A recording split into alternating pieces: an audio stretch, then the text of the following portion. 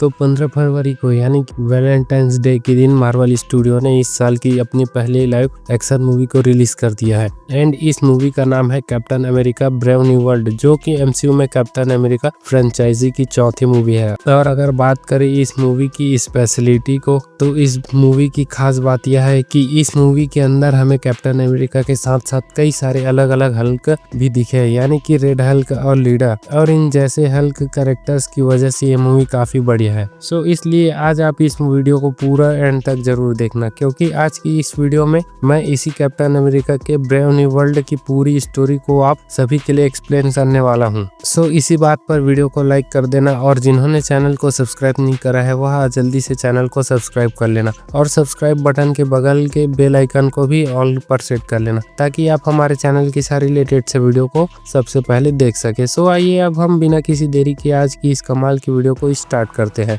तो captain America brave new world की story start होती है थंडरबोल्ट रॉस से। तो दोस्तों, जैसी इस थंडरबोल्ट रॉस से मूवी की स्टार्टिंग होती है, वैसे ही हमें ये पता लगता है कि ये थंडरबोल्ट रॉस अब यूएसए का प्रेसिडेंट बन चुका है, यानी कि अब ये थंडरबोल्ट रॉस ही पूरे यूनाइटेड स्टेट ऑफ अमेरिका को रूल करेगा। लेकिन अब इसके बाद ही 5 महीने बीत जाते हैं, और 5 महीने बीतने के बाद हम सीधा सैम विल्सन से मिलते हैं, यानी कि एमसीयू के नए कैप्टन अमेरिका से। हम ये देखते हैं कि इस टाइम पर सैम विल्सन यानी कि नया वाला कैप्टन अमेरिका यूएसए मिलिट्री के लिए एयरक्राफ्ट में कई सारे सोल्जर्स के साथ मिलकर यूएसए से सीधा मैक्सिको जाता है। और इस टाइम पर सैम विल्सन के साथ उसका साइड किक टोरस भी होता है। और हम ये जानते हैं कि सैम विल्सन के कैप्टन अमेरिका बनने के बाद उसका दोस्त या उसका साइड किक एक फैल्कन बन चुका है। हम ये जानते हैं कि सैम और उसके बाकी साथी मैक्सिको एक मिशन पर आए होते हैं। अब इस मिशन के अंदर उन्हें कई सारे टेररिस्ट से फाइट करनी होती है। असल में यहाँ पर हमें ये पता लगता है कि मैक्सिको के अंदर एक काफी पावरफुल टेररिस्ट ग्रुप है जिसका नाम है सरपेंट ग्रुप। और इस सरपेंट ग्रुप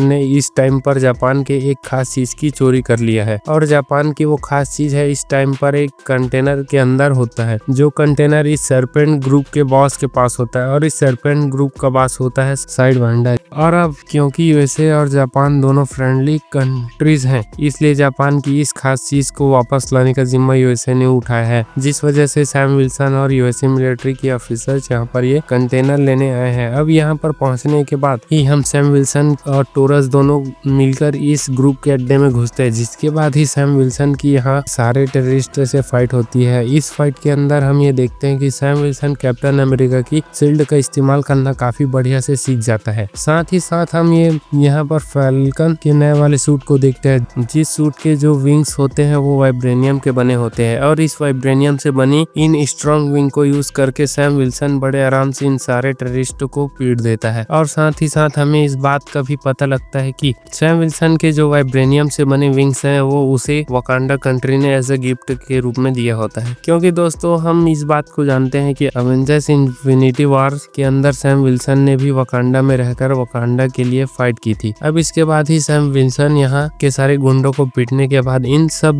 के लीडर के पास पहुंचता है, यानी कि सरपेंट ग्रुप के पास साइडवाइंडर के पास। और उसके पास पहुंचने के बाद ही वो ये देखता है कि जापान कंट्री का वो खास कंटेनर अभी उसके हाथों में है। और फिर इसलिए सैम विल्सन साइडवाइंडर से वो कंटेनर ले लेता है, लेकिन साइडवाइंडर वहां से भागने में कामयाब हो जाता है। लेकिन कंटेनर मिलने की वजह से सैम विल्सन अपनी टीम के साथ वापस यूएसए आ जाता है। अब वापस यूएसए आने के बाद हम ये देखते हैं कि सैम विल्सन टोरस से काफी ज्यादा खुश होता है। और ऐसा इसलिए क्योंकि मैक्सिको के अंदर टोरस ने उसकी काफी हेल्प की थी। एंड इसलिए टोरस से खुश होकर सैम विल्सन उसे सीधा अपने पुराने दोस्त आया ब्रैडली से मिलवाता है। अब दोस्तों, जिन्होंने भी falcon and the winter soldier series देखी है वो सभी के सभी आया ब्रैडली को जानते ही होंगे। लेकिन हाँ, अगर तब भी कोई इस कैरेक्टर को नहीं जानता तो आपको टेंशन लेने की कोई बात नहीं है, क्योंकि अभी आगे चलकर हम इसके बारे में ही फिर से पता लगेगा। अब यहाँ पर सैम विल्सन जैसी टोरस को इजाया ब्रैडली से मिलवाता है, वैसे ही उसे बताता है कि इजाया ब्रैडली एक सुपर सोल्जर है एंड वह भी एक टाइम पर कैप्टन अमेरिका रह चुका है। ये बात जानकर टोरस काफी ज्यादा दंग रह जाता है। लेकिन इसी के आगे सैम टोरस को ये बताता है कि जब कैप्टन अमेरिका ने यानी कि स्टीव रॉजर्स रेड स्कल को हराने के बाद बर्फ में दबकर खो गए थे, तब उसके बाद यूएसए कंट्रीज ने इजाया ब्रैडली को अपना नया कैप्टन अमेरिका बनाया था। और ऐसा इसलिए क्योंकि इजाया ब्रैडली भी स्टीव रॉजर्स की तरह ही काफी ज्यादा स्ट्रांग और बहादुर था, जिस वजह से इजाया ब्रैडली की ताकत, बहादुरी और देशभक्ति को देखकर उसे स्टीव रॉजर्स के बाद कैप्टन अमेरिका बनाया गया। लेकिन कैप्टन अमेरिका बनने की कुछ ही टाइम बाद ही इज़ाइया ब्रैडली को 30 सालों के लिए जेल में डाल दिया गया और फिर 30 साल जेल काटने के बाद ही वो आजाद हुए। अब टोरस जैसे ही इस बात को सुनता है वैसे ही वो काफी ज्यादा दंग रह जाता है और इसलिए वो इज़ाइया ब्रैडली से पूछता है कि आखिरकार आपने ऐसा क्या कर दिया था जो आपके साथ ऐसा हुआ, और जब आप एक कैप्टन अमेरिका थे तो यूएसए ने आपको 30 सालों के लिए जेल में क्यों डाला। यह बात सुनने के बाद ही इज़ाइया ब्रैडली टोरस से ये बताता है कि जब स्टीव रॉजर्स के बाद उसे कैप्टन अमेरिका बनाया गया तब उसने कई सारे सक्सेसफुल मिशन किए और हर बार अपने कई सारे साथियों की जान बचाई और इसलिए मेरी पॉपुलर बढ़ने लगी। लेकिन यूएसए की गवर्नमेंट ये कभी नहीं चाहती थी कि एक ब्लैक आदमी एक फेमस सुपर हीरो बने और इसलिए यूएसए की गवर्नमेंट ने मुझे अचानक से अरेस्ट कर लिया और मुझे जेल में डालकर 30 सालों तक मेरे ऊपर एक्सपेरिमेंट करते रहे और 30 सालों के बाद ही मुझे जेल से आज़ादी मिली और इसी वजह से मैं अपने देश से प्यार करता हूँ, लेकिन मुझे यूएसए देश की सरकार से बहुत नफरत है। हालांकि इन सारी बातों को जानने के बाद ही टोरस, सैम विल्सन और इज़ाइया ब्रैडली तीनों काफी बातचीत करते हैं और टोरस और ब्रैडली की भी दोस्ती काफी अच्छी हो जाती है। लेकिन फिर तभी अचानक से सैम विल्सन को एक फोन आता है और फोन उठाते समय सैम विल्सन को ये पता लगता है कि प्रेसिडेंट ऑफ यूएसए यानी कि थंडरबोल्ट रॉस ने व्हाइट हाउस के अंदर एक मीटिंग और एक पार्टी रखी है और इस मीटिंग प्लस पार्टी के अंदर सैम विल्सन को भी इनवाइट किया जा रहा है और यही व्हाइट हाउस उनका ऑफिस भी होता है। अब मीटिंग का इनविटेशन मिलने के बाद ही हम ये देखते हैं कि सैम विल्सन जल्दी से तैयार होता है और ब्रैडली एंड टोरस दोनों के साथ लेकर सीधा व्हाइट हाउस जाता है, यानी कि ये तीनों के तीनों पार्टी ज्वाइन करते हैं। व्हाइट हाउस आने के बाद ही सैम विल्सन की मुलाकात प्रेसिडेंट से होती है यानी कि थंडरबोल्ट रॉस से, और सैम विल्सन से मिलने के बाद ही थंडरबोल्ट रॉस उससे कहता है कि वो सैम विल्सन से बहुत ज्यादा खुश है क्योंकि उसने मेक्सिको के अंदर अपने मिशन को काफी बढ़िया तरीके से पूरा किया है और जापान की जो चीज सरपेंट ग्रुप ने चुरा ली थी वो भी सैम विल्सन बड़े आराम से वापस ले आया है। अब इसके बाद कुछ टाइम बाद ही सीन शिफ्ट होती है और हम सीधा देखते हैं व्हाइट हाउस के मीटिंग हॉल में। हम ये देखते हैं कि इस मीटिंग के अंदर सैम विल्सन, ब्रैडली, टोरस और उनकी तरह और सारे गेस्ट तो होते ही हैं, लेकिन उन्हें सबके साथ ही यहाँ पर थंडरबोल्ट रॉस और उसके अलावा दुनिया भर की काफी सारी कंट्रीज के हेड भी होते हैं, जैसे कि जापान के प्राइम मिनिस्टर, फ्रांस के प्राइम मिनिस्टर और साथ ही साथ यहाँ पर इंडिया के प्राइम मिनिस्टर भी होते हैं। और ये इंडिया के प्राइम मिनिस्टर देखने में काफी हद तक पीएम मोदी जैसे ही लग रहे होते हैं। लेकिन अब इसके बाद ही यूएसए के प्रेसिडेंट यानी कि थंडरबोल्ट रॉस इस मीटिंग को स्टार्ट करते हैं और वो सभी से कहता है कि आज से काफी टाइम पहले इंडियन ओशन के अंदर एक नए आइलैंड का जन्म हुआ है जिसका नाम है सेलेटिस आइलैंड। और दोस्तों ये सेलेटिस आइलैंड और कोई नहीं बल्कि यामादा सेलेटिस होता है जिसको भरती हुई इमरजेंस को इंटरनल ने रोक दिया था, लेकिन इसके सख्त होने की वजह से ये एक आइलैंड जैसा बन गया। और उसी की बात करते हुए थंडरबोल्ट रॉस सबसे कहते हैं कि जब इंडियन ओशन के अंदर इस सेलेटिस आइलैंड का इमरजेंस हुआ तब दुनिया की सारी कंट्रीज का ध्यान इस पर गया और इस आइलैंड पर आकर बहुत सारी कंट्रीज ने रिसर्च किया और फिर जाकर हमें पता लगा कि ये आइलैंड एक नए तरह की मेटल से बना है, एक ऐसा मेटल जो पूरी दुनिया में कहीं नहीं पाया जाता, लेकिन ये मेटल वकांडा के वाइब्रेनियम से भी ज्यादा स्ट्रॉन्ग है और इस मेटल का नाम है एडमेंटन। लेकिन जैसे एडमेंटन के बारे में दुनिया को पता लगा वैसे ही हथियाने की होड़ मच गई और इसलिए कई सारे देशों के बीच अनबन होने लगी। लेकिन तब जाकर हमारा देश यानी कि यूएसए सामने आया और हमने इन सारे देशों का संगठन बनाने का फैसला लिया और हमने ये डिसाइड किया कि हम ये सारे देश एक साथ मिल जाएं और साथ मिलकर उस सारे एडमेंटन को आपस में बांट ले ताकि सभी को एडमेंटम भी मिल जाए और किसी के बीच टकरार न हो। और आज की दिन इस मीटिंग में हमारे सारे देश मिलकर उसी प्रस्ताव को पूरा करने आए हैं। अब इसके साथ ही थंडर रॉस यहाँ पर यह भी कहता है कि हमारे मित्र देश जापान ने इस सेलेटिस आइलैंड पर पाए जाने वाले एडमेंटम पर काफी अच्छी रिसर्च की थी और उन्होंने एडमेंटम के प्योर फॉर्म को अचीव कर लिया था, लेकिन उसी प्योर फॉर्म एडमेंटम को सरपेट ग्रुप ने चोरी कर लिया था, जिसके बाद हमारे कैप्टन अमेरिका ने मेक्सिको में जाकर जापान की उस एडमेंटम से भरे कंटेनर को उसने वापस लिया और इसके लिए वो यहाँ पर कैप्टन अमेरिका को थैंक यू बोलता है। लेकिन दोस्तों इन सब चीजों के दौरान ही हम ये देखते हैं कि यहाँ इस मीटिंग में अचानक से जोर जोर से गाना बजने लगता है और गाना बजने के साथ ही ब्रैडली खड़ा होता है और यह पास में खड़े कई गार्डों को बंदूक छीनकर उस बंदूक से सीधा थंडरबोल्ट रॉस पर फायरिंग कर देता है। और सिर्फ ब्रैडली नहीं बल्कि यह व्हाइट हाउस में खड़े हुए यूएसए के 4 सोल्जर्स भी सामने आते हैं एंड वो लोग भी अपनी गन्स निकालकर फायरिंग करना स्टार्ट कर देते हैं। हालांकि उस फायरिंग से थंडरबोल्ट रॉस बच जाता है, जिसके बाद सैम विल्सन जल्दी से ब्रैडली को कंट्रोल करता है और वो ब्रैडली के हाथों से गन छीनने की कोशिश करता है, जिसके बाद ब्रैडली और बाकी के वो 4 सोल्जर सभी फाइट करने लगते हैं। अब इस फाइट के दौरान यहाँ पर एक लड़की की एंट्री होती है जो कि यहाँ बिल्कुल ही ब्लैक विडो की तरह फाइट करती है और वो एक एक करके सभी शूटर्स को ढेर कर देती है। एंड हमें पता लगता है कि यह लड़की का नाम है रूथ होता है और ये यूएसए के प्रेसिडेंट यानी कि थंडरबोल्ट रॉस की पर्सनल सिक्योरिटी एडवाइजर है, यानी कि उसकी पर्सनल बॉडीगार्ड। और ये लड़की एक्चुअल में इजरायली जिसने कि रशिया के रेड रोम से ट्रेनिंग ली है। यानी कि दोस्तों ये सच है कि ब्लैक विडो है। अब इसके बाद हम ये देखते हैं कि ये रूथ, सैम विल्सन और बाकी सारे गार्ड्स मिलकर पांचों शूटर्स को पकड़ तो लेते हैं और इन सबको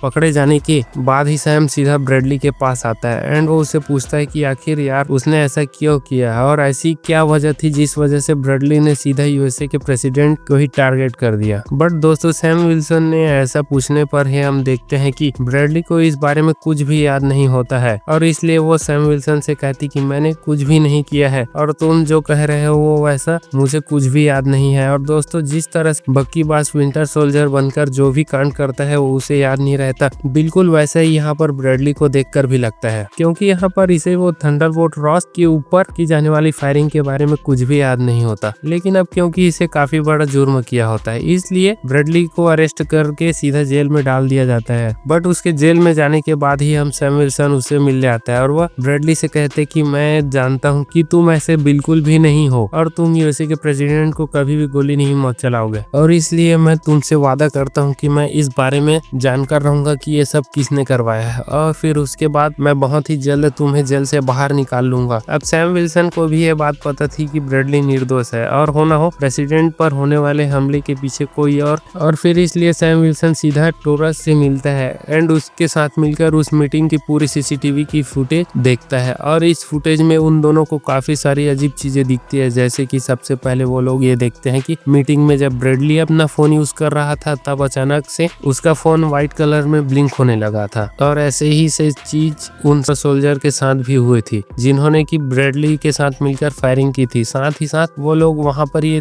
भी नोटिस कर लेते हैं कि उन पांचों ने मीटिंग में फायरिंग तभी स्टार्ट की थी जब वहां पर गाना चला था और इसलिए दोनों ही श्योर हो जाते हैं कि मीटिंग में इन पांचों ने जो भी किया वो इनसे किसी ने करवाया था। और इसलिए यहाँ पर सैम टोरस के साथ ये प्लान करता है कि वो उस बंदे को ढूंढ कर ही रहेगा जिसने ये सब किया है। लेकिन ये सब डिसाइड करने के बाद ही जैसे सैम विल्सन बाहर आता है और अपनी कार लेकर कुछ काम करने जाता है वैसे ही रास्ते में उसे सेपरेट ग्रुप का लीडर साइड वाइंडर घेर लेता है एंड वो उसकी गाड़ी के ऊपर हमला कर देता है। लेकिन सैम विल्सन उससे फाइट करता है एंड वो उसे पीट पीट कर कैप्चर कर लेता है, जिसके बाद ही सैम विल्सन को ये पता लगता है कि अब क्योंकि सैम विल्सन ने मैक्सिको में जाकर सरपेंट ग्रुप के कई सारे मेंबर्स को मार दिया था और साइड वाइंडर के हाथों से जापान का कंटेनर भी छीन लिया था, इसलिए साइड वाइंडर ने ये सब अपना बदला लेने के लिए किया है। लेकिन यहाँ पर सैम विल्सन जैसे ही साइड वाइंडर को हराकर उसे चीट करता है वैसे ही वहीं पर उसे ही एक फोन कॉल आता है और फोन कॉल उठाने के बाद ही सैम विल्सन को ये पता लगता है कि कोई शख्स सैम विल्सन पर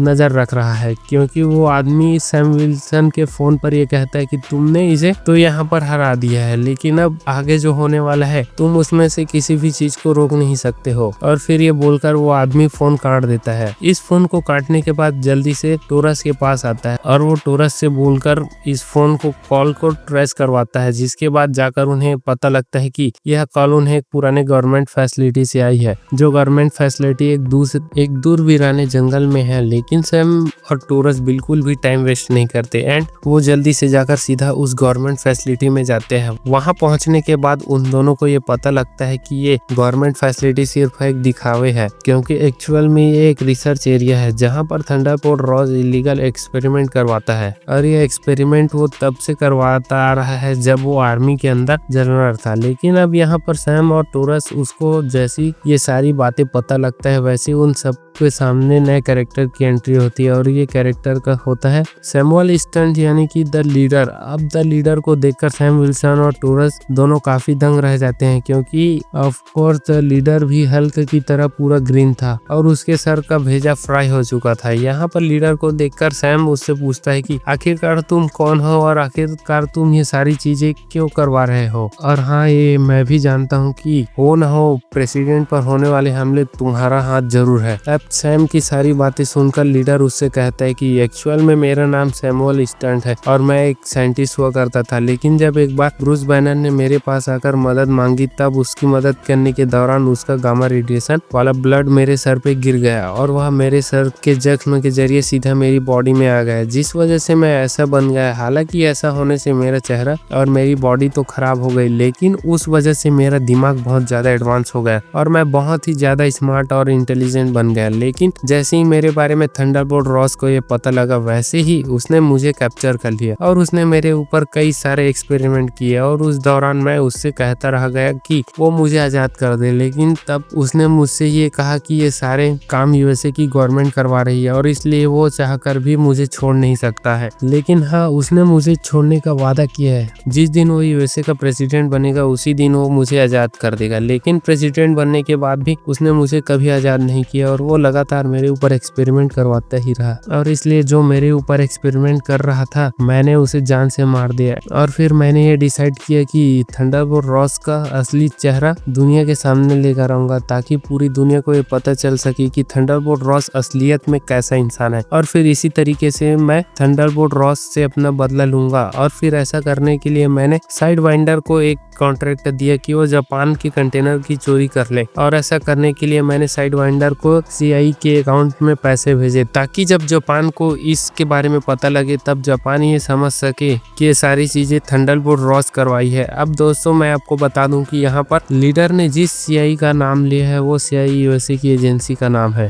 सेंट्रल इन्वेस्टिगेशन एजेंसी। और ये सीआई हमारे देश के रॉ की तरह ही काम करती है। अब यहाँ की ये सारी बातें जानने के बाद ही सैम विल्सन को ये भी पता लग जाता है कि अभी कुछ टाइम पहले उसे जिसने फोन कॉल किया था वो भी उसे लीडर नहीं किया था। और अब इसलिए सैम विल्सन लीडर की इन सारी बातों को जानने के बाद ही ये समझ जाता है कि ये जो भी गड़बड़ियां हो रही है उन सबके पीछे लीडर का ही हाथ है और इसलिए उसके लिए लीडर को पकड़ना बहुत जरूरी है। लेकिन अब यहाँ पर सैम विल्सन जैसे ही लीडर को पकड़ने की कोशिश करता है, वैसे ही लीडर इस फैसिलिटी के सारे गार्ड्स को अपना गाना सुनाकर हिप्नोटाइज कर देता है और उन्हें अपने वश में करके वो उन सभी को सैम विल्सन और टोरस पर छोड़ देता है। और इस मौके का फायदा उठाकर लीडर वहां से भाग जाता है, जिसके बाद सैम विल्सन और टोरस इन सारे गार्ड्स का किसी तरह से सामना करते हैं एंड फिर वो लोग भी वहां से निकल जाते हैं। अब दोस्तों इसके अगले सीन में हम ये देखते हैं कि लीडर अपने प्लान में कामयाब हो जाता है, क्योंकि जापान कंट्री को ये पता लग जाता है कि उनके एडमेंटम के कंटेनर को चोरी करने के लिए साइड वाइंडर को अमेरिका के सीआई ने पैसे भेजे थे। और इसलिए इस बात को जानकर जापान कंट्री का पीएम ये समझ जाता है कि उनके साथ ये जो कुछ भी हुआ है ये सब एक चाल है और ये चाल उनके साथ थंडरबोल्ट रॉस ने खेली है। और फिर इसके बाद जापान का पीएम ये डिसाइड करता है कि उसने एडमेंटम को लेकर यूएसए के साथ जो गठबंधन किया था वो उसे तोड़ देता है और वो अपनी मिलिट्री को सीधा सेलेक्टेस आइलैंड पर भेज देता है, ताकि इस तरीके से यूएसए से पहले ही जापान सारे एडमेंटियम को अपने काबू में कर ले। लेकिन अब इधर यूएसए के अंदर जैसे ही यूएस की इंटेलिजेंस को ये पता लगता है कि जापान कंट्री सारे एडमेंटम को हासिल करने के लिए सेलेटेस आइलैंड पर जा रहा है, वैसे ही वो इस बारे में जल्दी से थंडरबोल्ट रॉस को बताते हैं। जिसके बाद यह बात जानते ही थंडरबोल्ट रॉस जल्दी से ऑर्डर देता है और अपनी मिलिट्री को लेकर भी सीधा इंडियन ओशन की तरफ निकल जाता है, ताकि जापान कंट्री से पहले वो सेलेटेस आइलैंड पर पहुंच जाए और सारे एडमेंटम को अपने काबू में ले ले। और अब क्योंकि दोस्तों जापान और यूएसए जैसी दो बड़ी बड़ी कंट्रीज की मिलिट्री एक दूसरे के आमने सामने आकर खड़ी हो जाती है, इसलिए पूरी दुनिया के न्यूज चैनल्स में यह बात फैल जाती है कि शायद से एडमेंटम को लेकर जापान और यूएसए के बीच वॉर होने वाली है। अब इधर ये सारी बात जैसे सैम और टोरस को पता लगती है, वैसे ही वो लोग भी जल्दी से अपने सूट में सूट अप हो जाते हैं और तेजी से सीधा सेलेटेस आइलैंड की ओर निकल जाते हैं। यहाँ पर आने के बाद ही सैम विल्सन थंडरबोल्ट रॉस का वारशिप देखता है और इसलिए वो जल्दी से उसके अंदर आता है एंड वो रॉस से मिलता है। यहाँ पर सैम विल्सन थंडरबोल्ट रॉस को ये समझाता है कि वो ऐसा ना करे, क्योंकि यहाँ पर भी एक गलत कदम उठाने की वजह से दोनों देशों के बीच वार हो सकती है। बट इन दोनों की बातचीत के दौरान ही हम दूसरी साइड लीडर को देखते हैं, जो कि सैम विल्सन से बचकर भागने के बाद सीधा एक घर में घुसता है और वहां पर एक फोन लेकर यूएसए के दो पायलट के वायरलेस को हैक कर लेता है। और ये दोनों पायलट इस टाइम पर सेलेटेस आइलैंड के पास ही होते हैं और इसलिए लीडर फोन से दूर रहकर उन दोनों को अपने वश में कर लेता है और उन दोनों से जापान पर हमला करने के लिए कहता है। जिसके बाद ही यूएसए के दोनों पायलट अपने एयरक्राफ्ट को लेते हैं और यूएसए के वारशिप के ऊपर हमला कर देते हैं। ये देखकर जापान को ऐसा लगता है कि यूएसए ने फायरिंग स्टार्ट कर दी है और शायद से ये वार की शुरुआत हो चुके, इसलिए इसकी रिस्पांस में जापान भी अपने 2 एयरक्राफ्ट भेजता है, जिसके बाद चारों एयरक्राफ्ट के बीच फाइट होने लगती है। बट ये देखकर सैम विल्सन और उसका दोस्त टोरस जल्दी से वहां पर आते हैं और वो यूएसए दोनों एयरक्राफ्ट को रोककर उन दोनों के पायलट को बाहर निकाल लेते हैं। जिसके बाद सैम विल्सन जापान को ये समझा देता है कि ये कोई वॉर नहीं बल्कि यहाँ पर उनके 2 सोल्जर्स ने बिना परमिशन के फायरिंग कर दी थी। और फिर इसलिए हम ये देखते हैं कि यूएसए और जापान दोनों के बीच की वार जो कि होने वाली थी रुक जाती है और दोनों देश अपनी अपनी मिलिट्री लेकर अपने अपने देश वापस आ जाते हैं। इधर सैम विल्सन भी अपने यूएसए वापस आ जाता है। लेकिन दोस्तों वहाँ सेलिटीज आइलैंड के ऊपर सैम का दोस्त टोरस लड़ने की वजह से काफी घायल हो गया था और इसलिए सैम उसे जल्दी से हॉस्पिटल ले जाता है और वहाँ पर उसका इलाज करवाता है। अब दोस्तों हॉस्पिटल के अंदर ही बक्की की एंट्री होती है, यानी कि विंटर सोल्जर की, और विंटर सोल्जर यानी कि बक्की बॉस यहाँ पर सैम विल्सन से मिलने आया होता है एंड वो सैम से कहता है कि उसकी लड़ाई के बारे में उसने न्यूज में देखा था, लेकिन यहाँ पर सैम से मिलने के बाद ही वो थोड़ी देर में ही वहाँ से चला जाता है और उसके जाते टाइम हमें पता लगता है कि बक्की यूएसए के अंदर एक पॉलिटिशियन बन चुका है। लेकिन अब इन सारी चीजें के बाद हम ये देखते हैं कि यूएसए का प्रेसिडेंट यानी कि थंडरबोल्ट रॉस एक प्रेस कॉन्फ्रेंस रखता है और ये प्रेस कॉन्फ्रेंस इसलिए रखी जाती है ताकि एडवेंटम को लेकर जापान और यूएसए के बीच जो टेंशन हो गए थे और दुनिया को ऐसा लग रहा था कि जापान और यूएसए लड़ने वाले हैं, उन सारी चीजों को पूरी दुनिया के सामने क्लियर किया जा सके। इसी प्रेस कॉन्फ्रेंस के अंदर हम ये देखते हैं कि यहाँ पर सैम भी प्रेजेंट होता है और इसलिए यहाँ पर सैम विल्सन से मिलने के लिए लीडर आता है। यहाँ लीडर सैम विल्सन से मिलके उससे कहता है कि मैंने यूएसए और जापान के लिए काफी अच्छा प्लान बनाया था और मेरे इस प्लान के जरिए मैं थंडरबोल्ट रॉस की ये सच्चाई पूरी दुनिया के सामने ले आता कि वो कितना ज्यादा इवल है, लेकिन सिर्फ तुम्हारी वजह से मेरा पूरा प्लान फेल हो गया। लेकिन तुम फिक्र मत करो क्योंकि मैं अभी भी थंडरबोल्ट रॉस की सच्चाई पूरी दुनिया के सामने लाकर रहूंगा और मैं ये पूरी दुनिया को दिखाकर रहूंगा कि थंडरबोल्ट रॉस कितना ज्यादा इवल है और बुरा इंसान है। अब दोस्तों इसी दौरान हमें ये पता लगता है कि असल में थंडरबोल्ट रॉस को काफी साल पहले ही एक खतरनाक बीमारी थी, एक ऐसी बीमारी जिसकी वजह से उसकी मौत होने वाली थी और डॉक्टर्स भी थंडरबोल्ट रॉस को बचाने में फेल हो गए थे। लेकिन जब थंडरबोल्ट रॉस ने इस बारे में लीडर को बताया तब लीडर ने अपने तेज दिमाग की मदद से थंडरबोल्ट रॉस की बीमारी का इलाज ढूंढ लिया और उसके लिए खास तरह की दवाई का इन्वेंट किया, जिस दवाई की एक गोली थंडरबोल्ट रॉस को रोजाना खाना पड़ता है। लेकिन थंडरबोल्ट रॉस को ये पता नहीं था कि लीडर हर बार उसकी दवाई में गामा रेडिएशन मिलाता था और उस दवाई को थंडरबोल्ट रॉस सालों से ले रहा है। इसी वजह से अभी थंडरबोल्ट रॉस की बॉडी के अंदर बहुत ही ज्यादा गामा रेडिएशन भर चुका है और इतने सारे गामा रेडिएशन की वजह से क्या होता है कि इसका आंसर हमें यहाँ पर मिल जाता है, क्योंकि यहाँ पर हम ये देखते हैं कि इसी प्रेस कॉन्फ्रेंस के दौरान ही थंडरबोल्ट रॉस देखते ही देखते रेड हल्क बन जाता है और वो बेकाबू होकर सारी चीजें तोड़ने फोड़ने लगता है और आसपास का कोई भी सोल्जर उसे रोक नहीं पाता है। लेकिन फिर ये चीज देखने के बाद सैम विल्सन सबसे पहले वो सोल्जर के द्वारा लीडर को अरेस्ट करवाता है एंड देन वो जल्दी से रेड हल्क को रोकने के लिए आता है, जिसके बाद ही रेड हल्क और सैम विल्सन दोनों के बीच एक बहुत ही खतरनाक फाइट होती है। लेकिन इस फाइट में हमें क्लियरिटी से ये देखते हैं कि रेड हल्क बहुत ही ज्यादा पावरफुल है और इसलिए इस फाइट के अंदर रेड हल्क कैप्टन अमेरिका की शील्ड को जमीन में गाड़ देता है और उसके वाइब्रेनियम से बने दोनों पंखों को भी तोड़ देता है,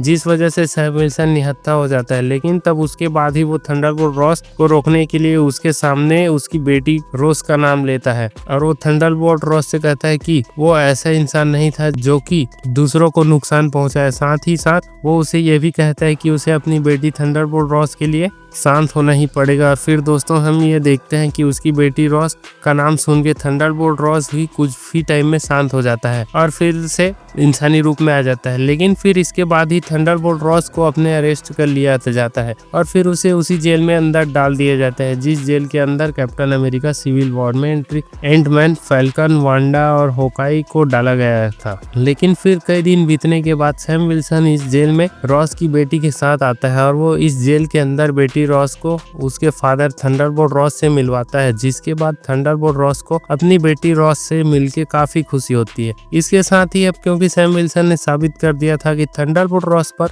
अटैक करवाने वाला लीडर है, इसलिए इस बात को साबित करने के बाद ही वो ब्रैडली को भी जेल से बाहर निकलवा लेता है और अपने दोस्त ब्रैडली को अपने साथ ले जाता है और फिर इसके साथ ही दोस्तों ये पूरी मूवी खत्म हो जाती है। बाकी मैं मिलता हूँ आपको ऐसी ही किसी और बेहतरीन वीडियो में, तब तक के लिए गुड बाय दोस्तों, जय हिंद।